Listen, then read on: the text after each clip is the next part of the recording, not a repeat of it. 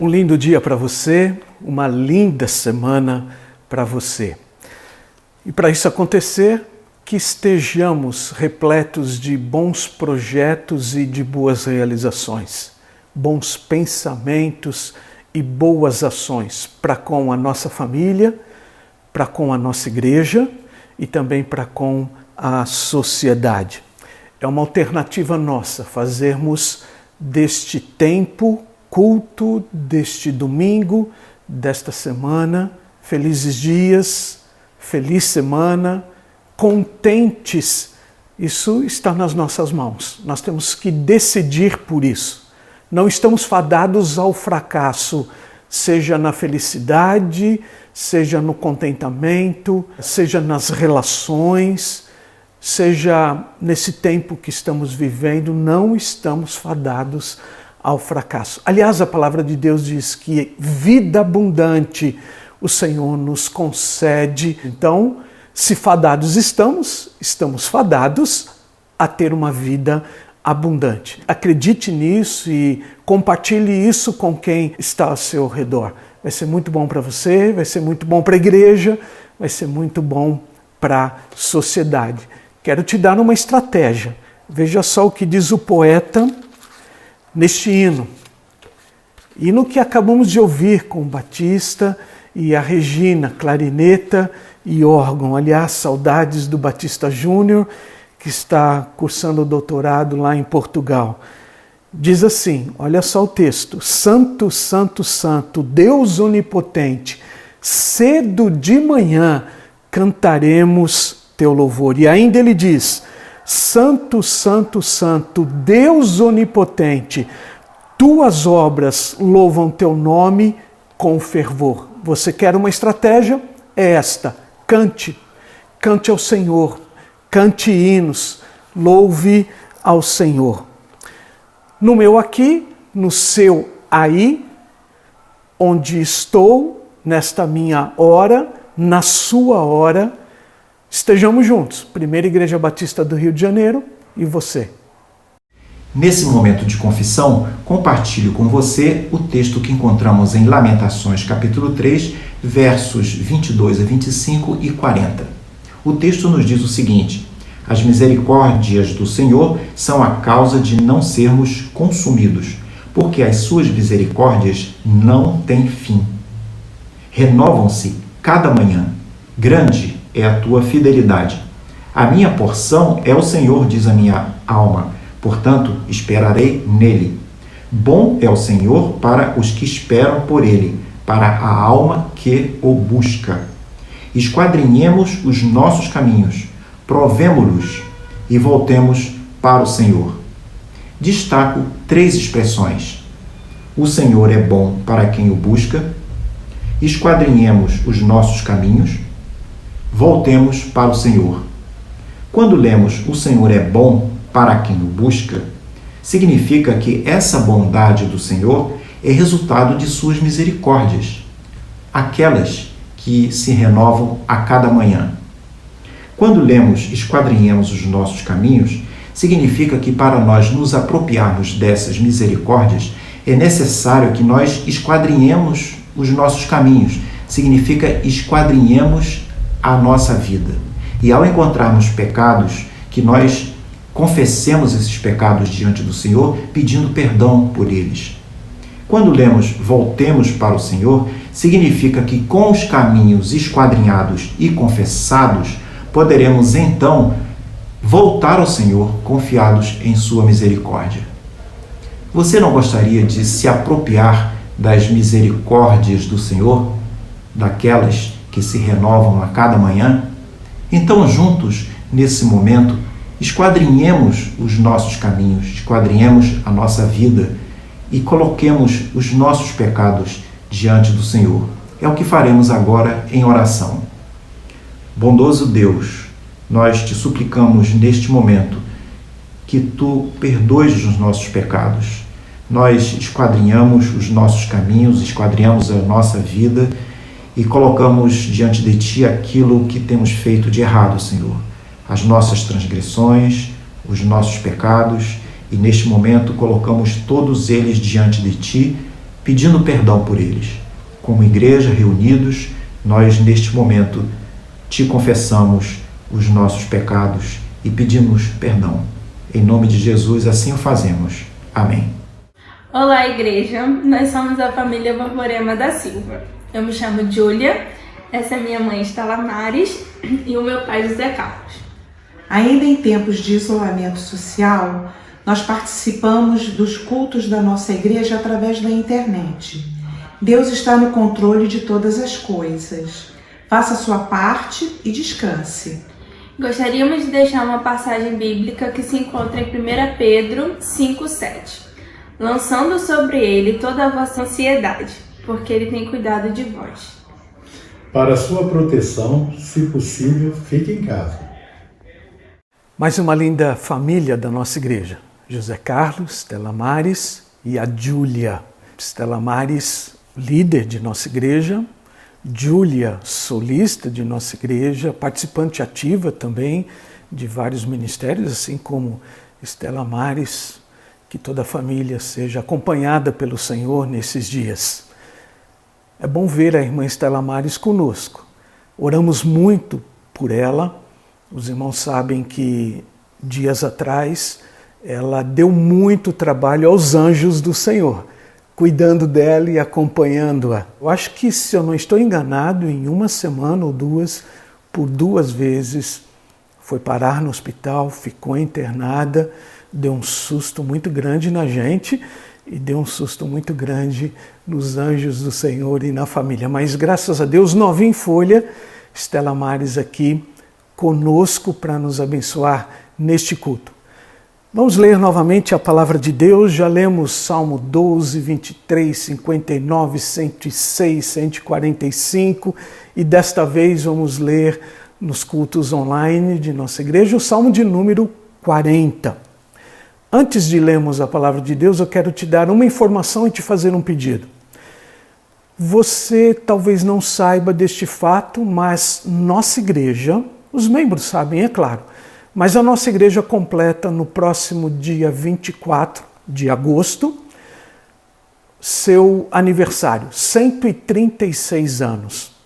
Estamos fazendo uma programação intensa, toda ela online, para celebrarmos estes anos todos e este aniversário. A partir já do próximo domingo, nós teremos cenas especiais dentro do nosso culto que se referem ao aniversário da igreja. Portanto, queremos convidar você para participar de uma dessas cenas, de uma dessas atividades. Bem fácil, você pode fazer aí hoje mesmo, agora, não na hora do culto, mas daqui a pouquinho, ou na hora do culto, se não levar muito tempo, nós queremos convidar você para tirar uma foto da sua celebração junto conosco. Você cultuando a Deus junto com a Primeira Igreja Batista do Rio de Janeiro, e tire uma foto, pode ser um selfie, não há nenhum problema, sozinho ou com toda a família. E nós vamos pedir para você encaminhar esta foto para nós e nós colocaremos estas fotos todas, mais as fotos históricas da nossa igreja, que o DEC está nos abençoando, e são fotos muito bonitas e representativas para o ministério desta igreja. Vamos ajuntar tudo e vamos colocar no culto para que a gente possa ver estas fotos. O passado e o presente se conectando, interagindo dentro do nosso culto. Qual é o protocolo? Bem simples, 3 orientações. Primeira orientação, o celular sempre na horizontal, nunca na vertical. Segunda orientação, você vai ter que mandar esta foto para este e-mail que nós criamos exatamente para receber todas essas fotos e fazermos a seleção para colocarmos no culto. O e-mail é este, pbrj136@gmail.com. Repetindo, pbrj136@gmail.com, fazendo uma alusão aos 136 anos de nossa igreja. Bem fácil, este é a segunda orientação que a gente quer dar para você. A terceira orientação diz respeito aos nossos amigos, convidados, pessoas que não são membros de nossa igreja ou que não são membros de nenhuma igreja. A gente sabe que muitos de vocês têm frequentado os nossos cultos. Após os cultos eu tenho lido todas as mensagens, ou quase todas as mensagens que vocês estão mandando. E muitas dessas mensagens, todas elas são importantes, mas muitas delas são carregadas com muito sentimento, muita emoção, e algumas vezes nos emociona inclusive porque elas são carregadas com muita dor. A sua dor. E a gente tem compartilhado isso com você, orando por você, intercedendo por você e às vezes até dando apoio a você. Pois bem, o que nós queremos? Nós queremos dar rosto a estes nomes. Até então, nós só temos seu nome, sua mensagem, mas agora a gente gostaria de ver o seu rosto, o rosto da sua família, o rosto dos seus amigos. Então fique à vontade, não membro da igreja, convidado, amado convidado nosso, você pode participar também. Como disse, vamos ler mais uma vez a palavra de Deus, desta vez, Salmo 40, Salmo de Davi. Coloquei toda a minha esperança no Senhor. Ele se inclinou para mim e ouviu o meu grito de socorro. Ele me tirou de um poço de destruição e de um atoleiro de lama. Pôs os meus pés sobre uma rocha e firmou-me num local seguro. Pôs um novo cântico na minha boca, um hino de louvor ao nosso Deus. Muitos verão isso e temerão, e confiarão no Senhor. Como é feliz o homem que põe no Senhor a sua confiança e não vai atrás dos orgulhosos, dos que se afastam para seguir deuses falsos. Senhor meu Deus, quantas maravilhas tens feito! Não se pode relatar os planos que preparaste para nós.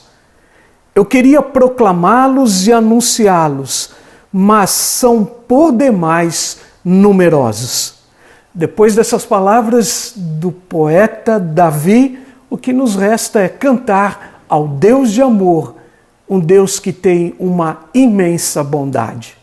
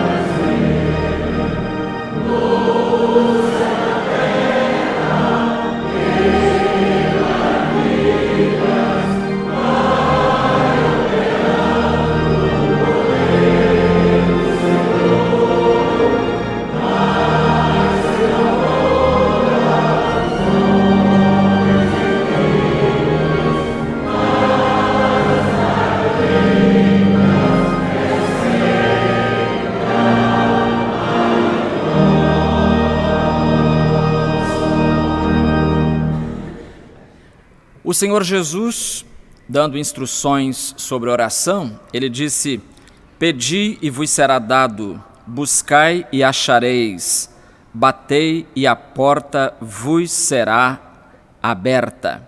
Pois todo o que pede recebe, quem busca acha, e ao que bate a porta será aberta.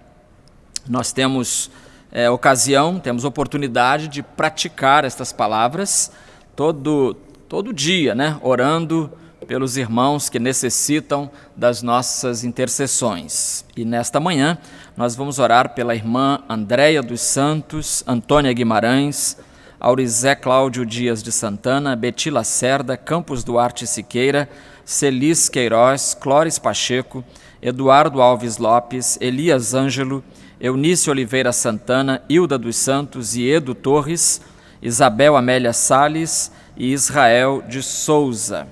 A esta lista nós sempre acrescentamos outros nomes, como o nome de José Gomes da Silva, nosso irmão Gomes, é o Gomes da dupla Valdete Gomes. O irmão José Gomes está em tratamento de saúde e precisa do nosso acompanhamento intercessório. Oremos também por Silvia e Daniel Albuquerque, que estão esperando o bebê Pedro, que nasce esta semana, deve nascer essa semana, se já não nasceu.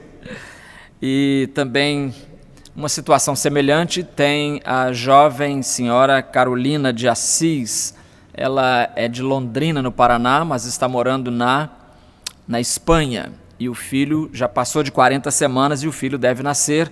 E a avó em Londrina, que acompanha os nossos cultos, ela está também desejosa de que o seu primeiro neto nasça com saúde e dentro da normalidade.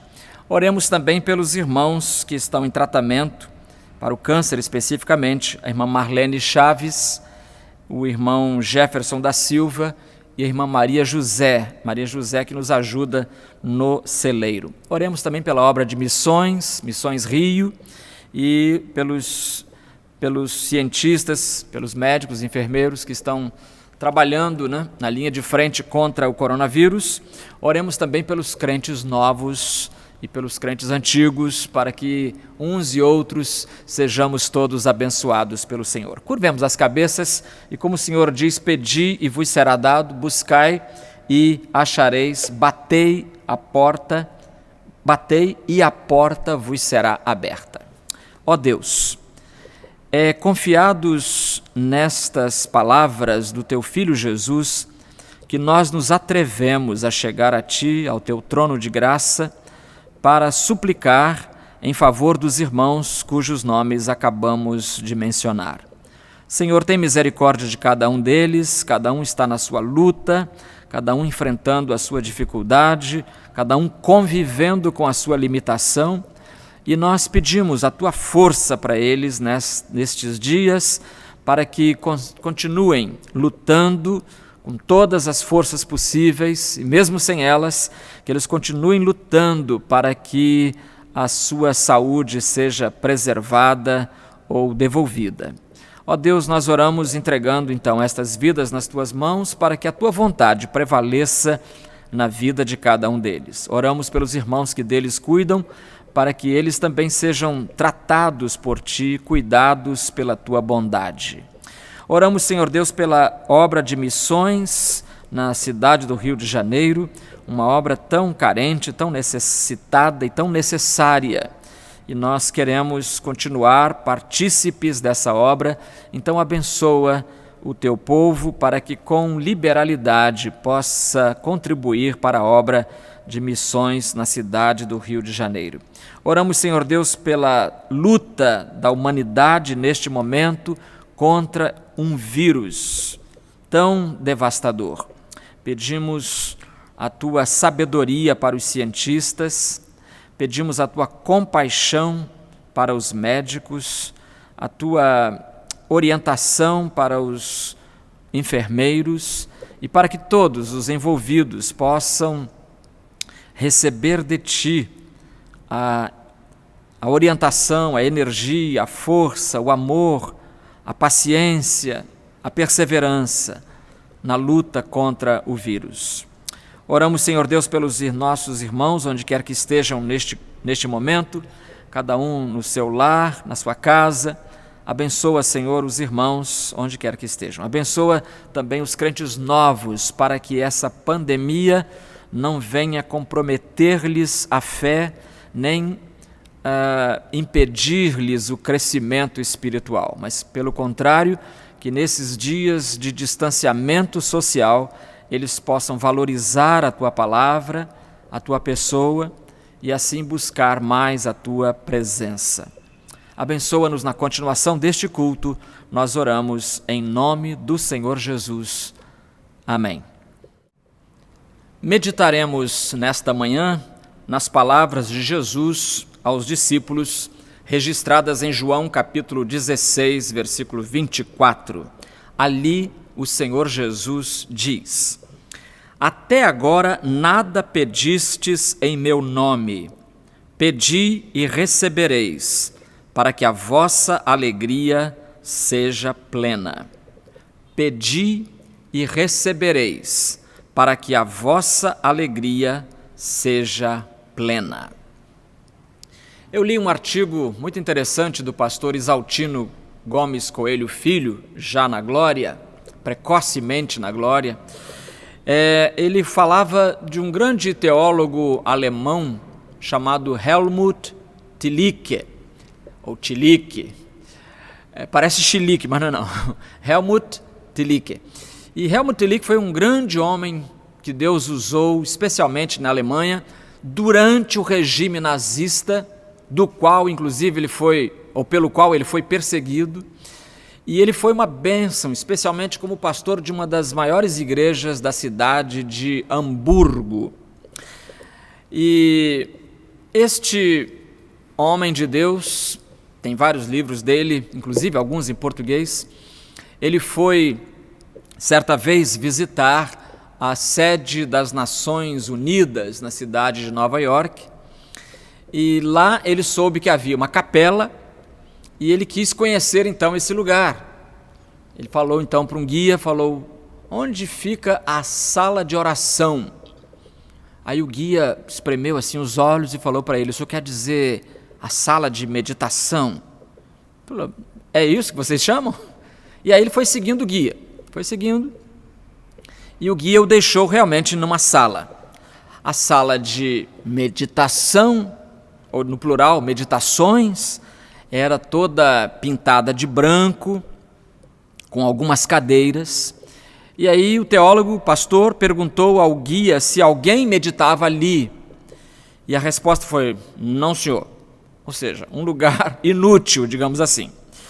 E Tillich olhou para o lugar onde deveria haver um púlpito ou um altar, como dizem os luteranos, ele era luterano, e para nós seria o púlpito e a mesa da ceia, e procurou uma cruz, também não tinha, procurou uma Bíblia, também não tinha nada.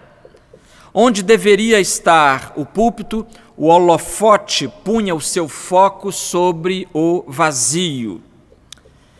E então, depois Tillich faz o seguinte comentário dele: os holofotes não sabiam em que direção dirigir seus raios de luz, e aos homens responsáveis convidados a esta sala não se mostrava a quem dirigir seus pensamentos.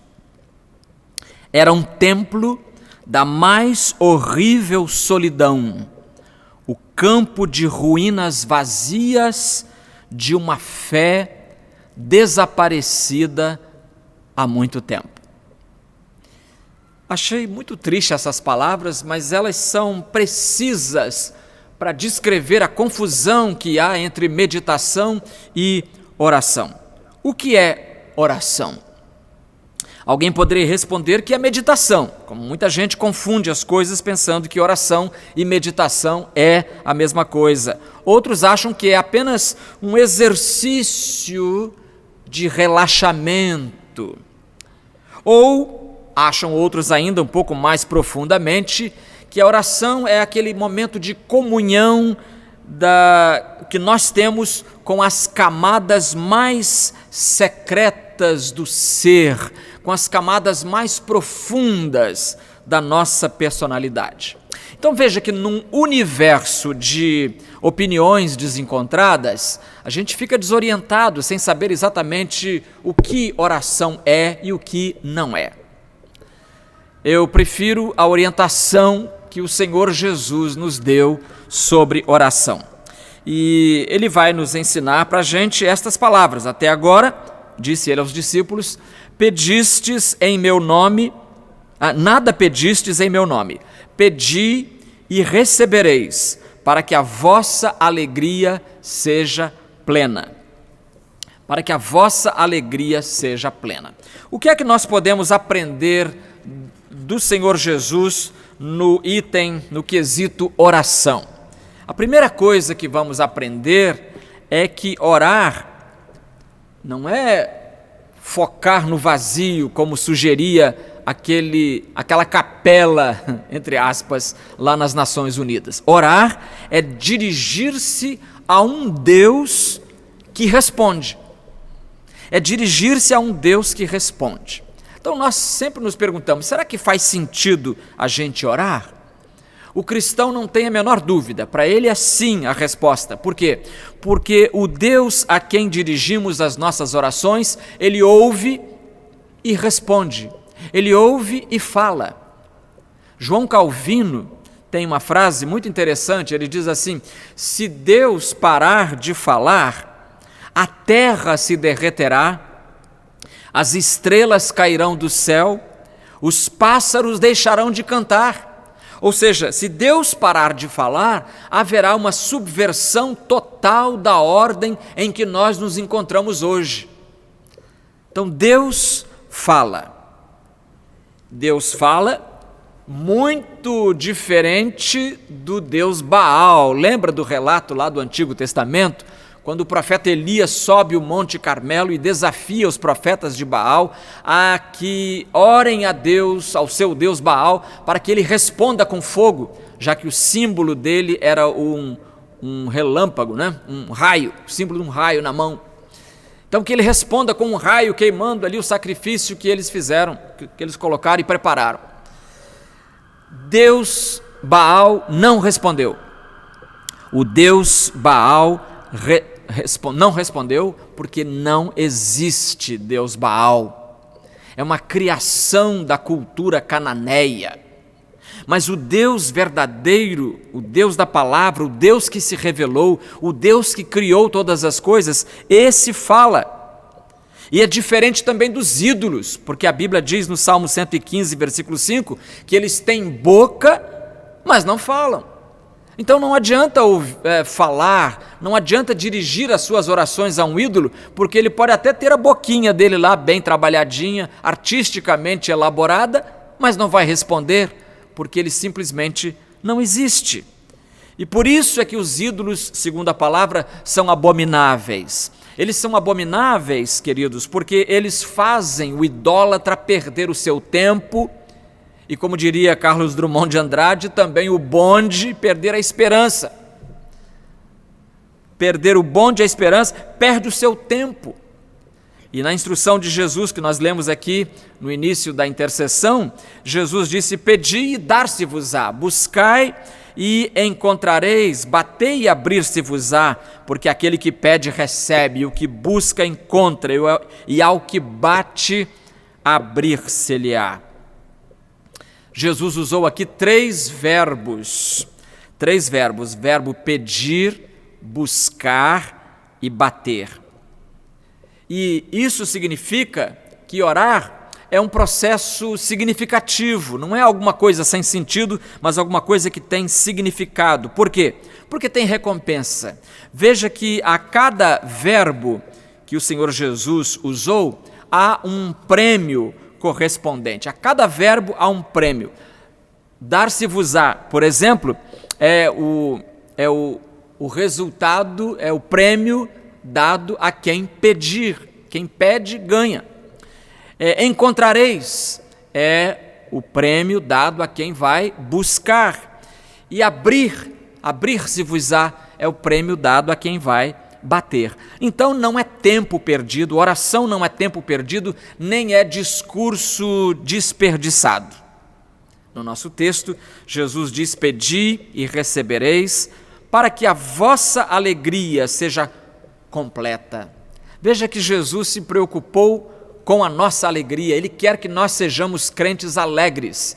E parte da alegria do crente deriva do fato de que ele ora e obtém respostas.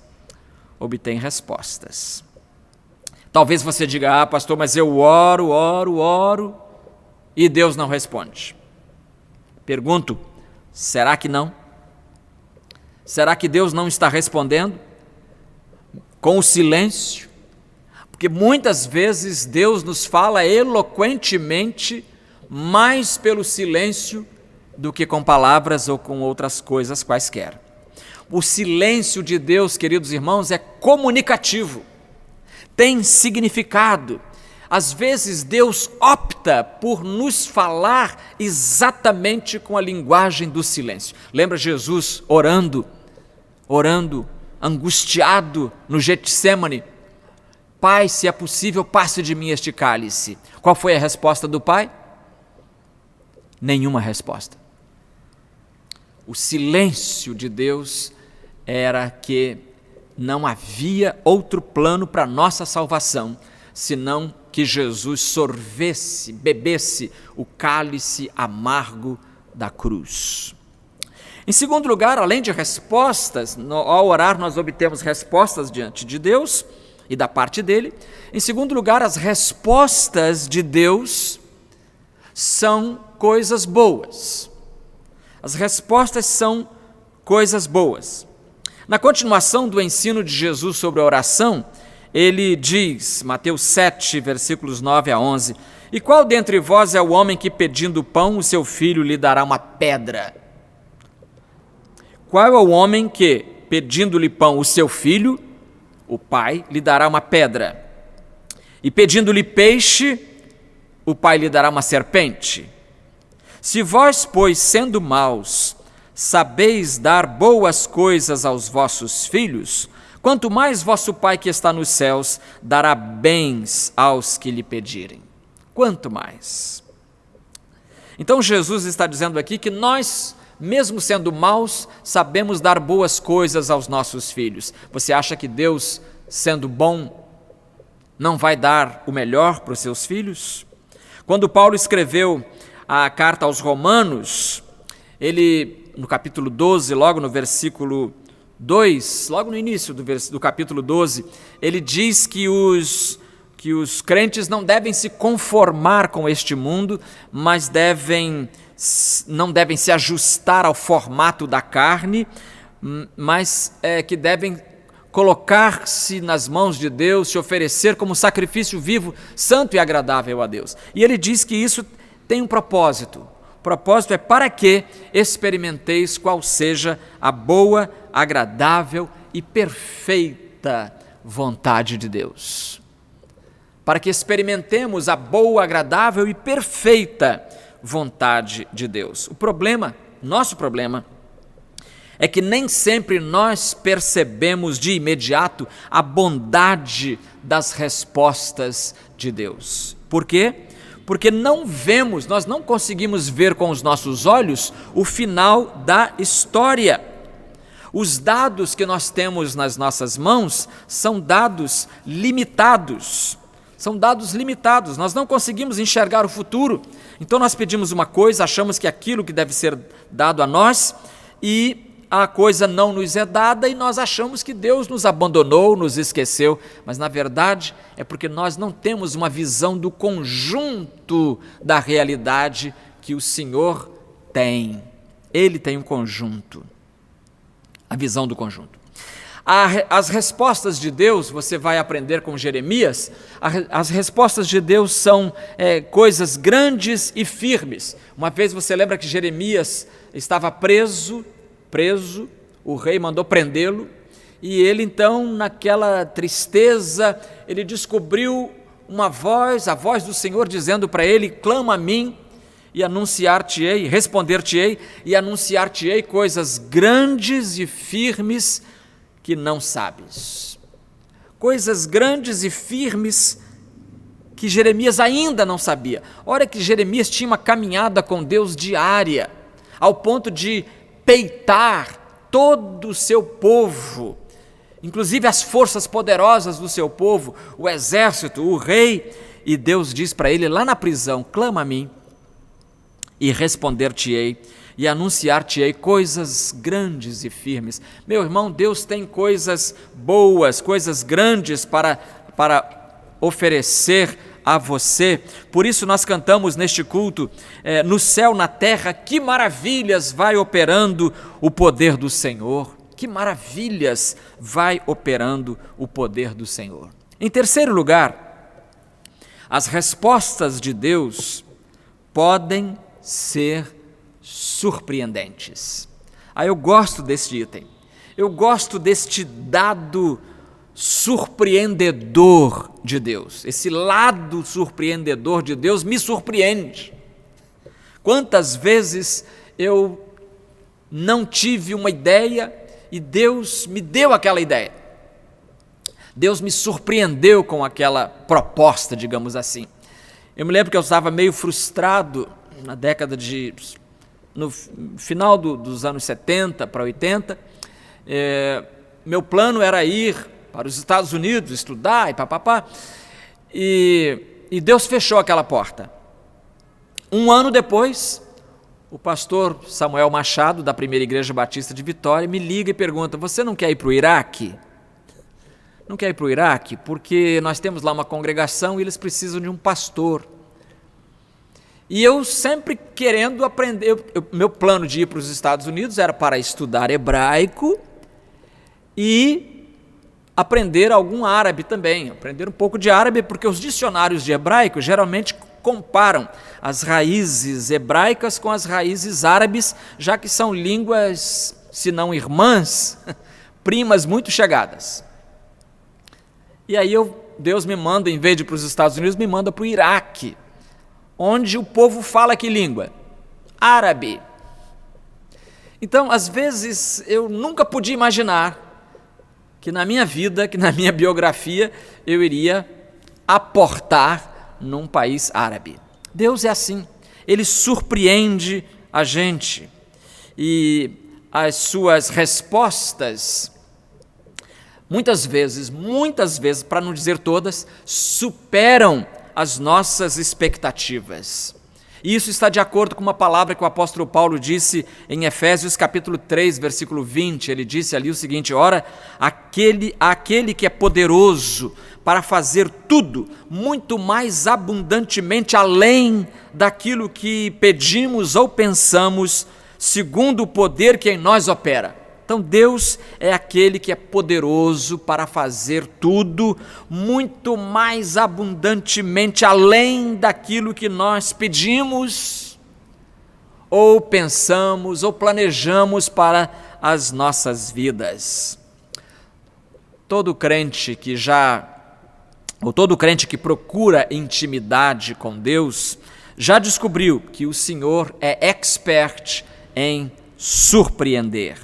Além das bênçãos diárias, a bênção do oxigênio, a bênção da vida, a bênção da comida, a bênção da saúde, além de todas essas bênçãos que, como diz o hino, conta, e você vai ficar surpreso quanta coisa Deus já fez. Além dessas constantes e diárias, Deus nos dá outras bênçãos que são surpreendentes. Você quer alguns exemplos bíblicos? Vou tirar 3 exemplos bíblicos de pessoas que receberam bênçãos que as deixaram de queixo caído. O primeiro exemplo é o de Abraão. Você pensa, Abraão ser pai com quase 1 século de idade. Isso não é surpreendente? Já imaginou um velhinho? E é interessante porque quando os outros homens de idade, enquanto os outros homens da mesma idade de Abraão já tinham filhos, netos, bisnetos e alguns talvez até trinetos, sabe o que aconteceu com Abraão? Ele não tinha nem filho. Então ele vai ser pai na idade em que a maioria já é trisavô. Trisavô. Tanto é surpreendente essa informação, que a Bíblia diz que Sara, quando soube que ficaria grávida, ela disse em Gênesis 21:7, disse mais: quem diria a Abraão que Sara daria de mamar a filhos? Pois lhe dei um filho na sua velhice.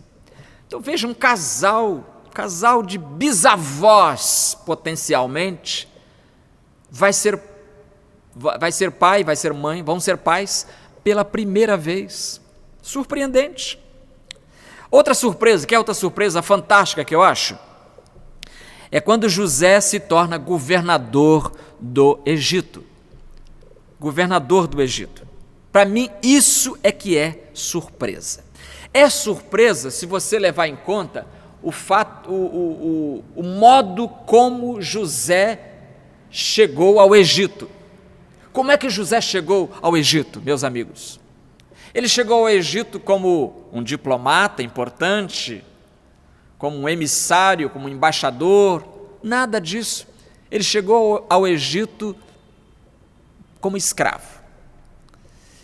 No chão da pirâmide, pisado por todo mundo, vendido pelos próprios irmãos, abandonado por eles. E depois ele vai trabalhar numa casa em que ele é transformado em objeto sexual.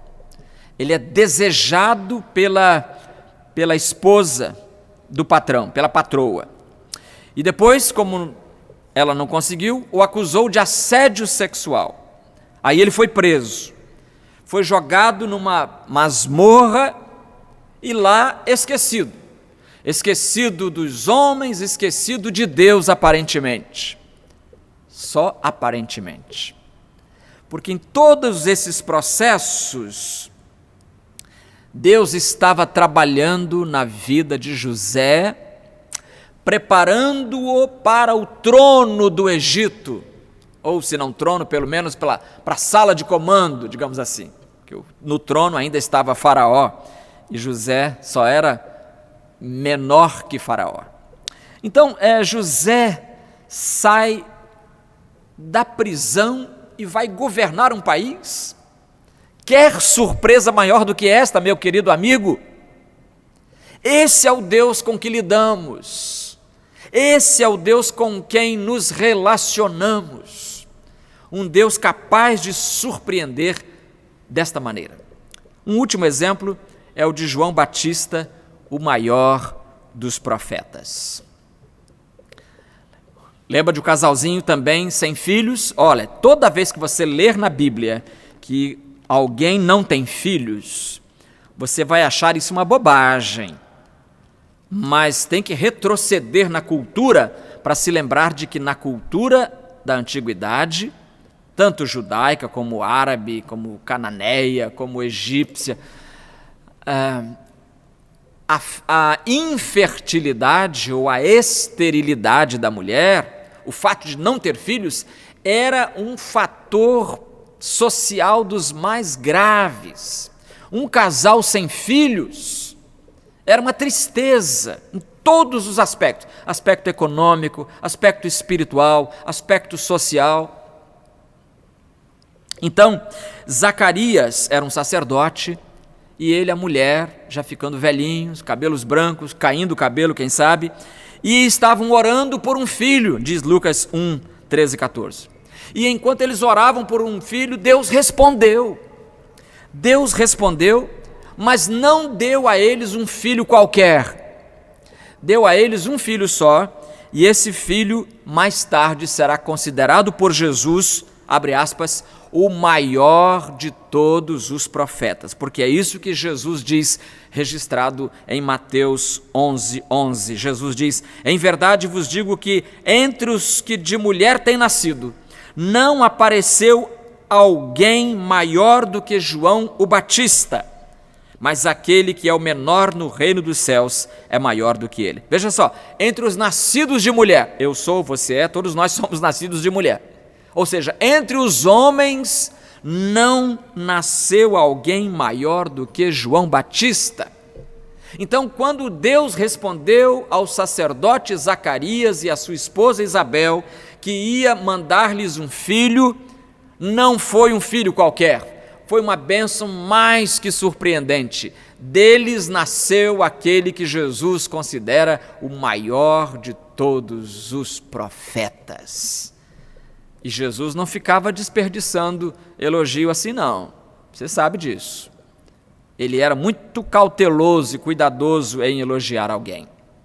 Para terminar, então, nós precisamos lembrar que a oração é o oxigênio das nossas almas. Nós precisamos orar de manhã, de tarde, de noite, como fazia Daniel, 3 vezes ao dia. Precisamos orar sem cessar, como recomendou o apóstolo Paulo. E eu queria contar, para terminar, uma história que eu achava que era uma piada, mas eu li na revista Seleções de abril de 1980, que essa história aconteceu realmente, aconteceu até no estado do Kentucky, lá onde mora a minha sogra, que essa semana completou 98 anos.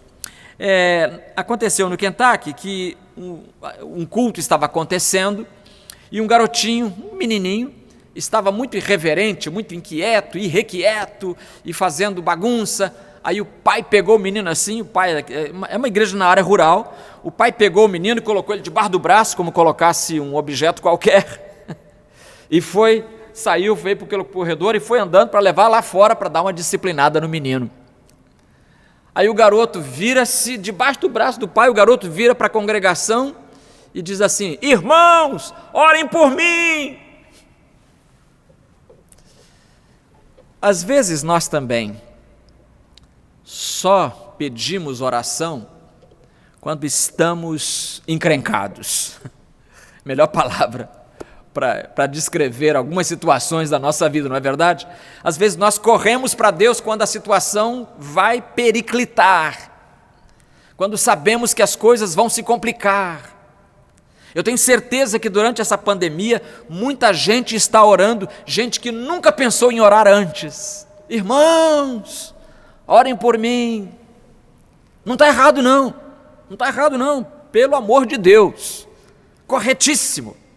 Vamos continuar pedindo aos irmãos que orem uns pelos outros, mas você não precisa ficar dependendo só da oração dos irmãos. Você mesmo pode orar. Você vai orar sabendo que Deus vai responder. Então faça uma lista, pega um caderninho, uma caderneta, um papel, computador, quem sabe, ou no próprio celular, e faça uma lista reciclável, renovável de oração. Faça uma lista de oração.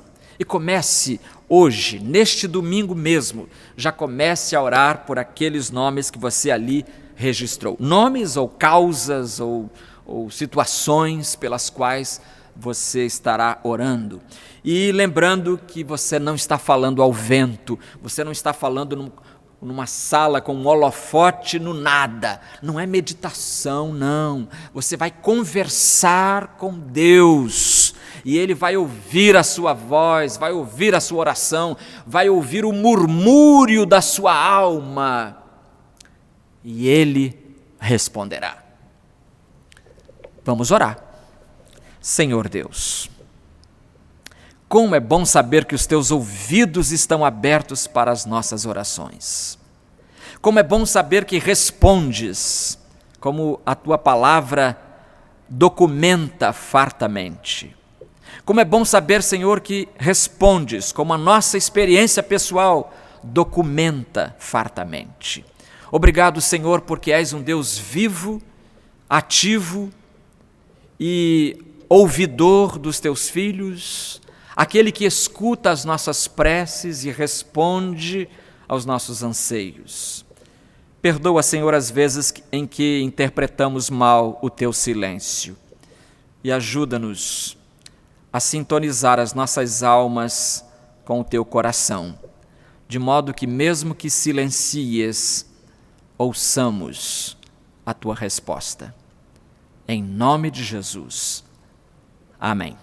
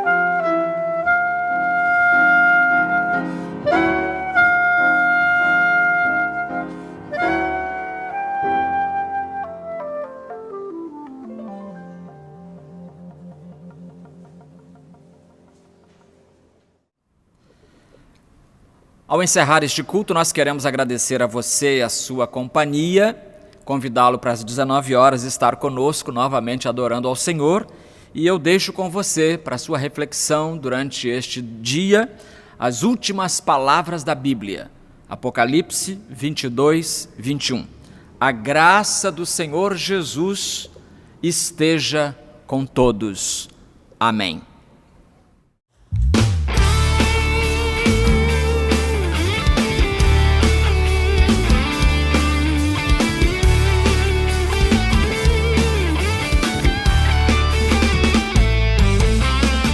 A cidade clama, quem responderá?